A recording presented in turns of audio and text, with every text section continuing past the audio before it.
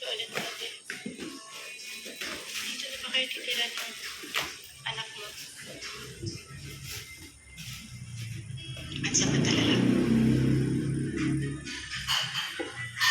Anong pangalan niya? Yan. Right. Ilang taon na siya? 8 years old. Naalala ko lang. 8 years old. Kasi galing ko yung si Ray nung iniwan mo ko. Diyan naman ako. Kaya di mo nagtiwala sa'yo.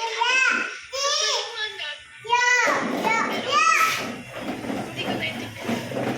Kasi, bata pa ako na. Naalala ko lang. Iyak ko ng iyak. Kasi nalimutan ko yung nakikita mo.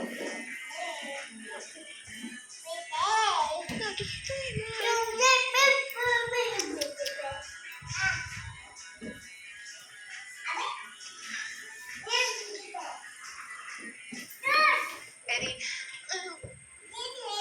ate, sana lagi makalagaan si Brian. Sana wag mo din siya. Give mo kay Tito yung nalaglag, JM.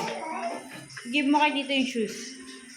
Yun o, yung sapatos yung bigay mo kay Tito. Ayun o. JM, ayun nalaglag o. Bigay mo kay Tito. Thank you. Para sa dyan. Kailangan natin mabuksan. Sino yung bata kasama mo?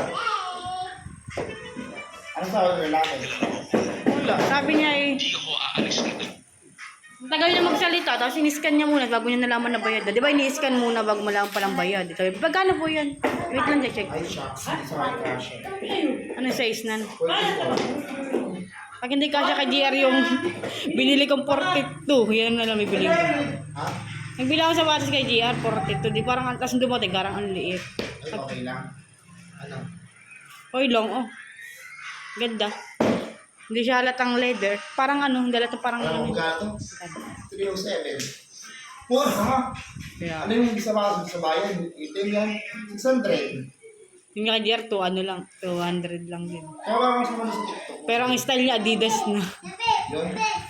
Parang buns na ang style. Parang alam mo yung class A ng mga buns. Ganun na ang style.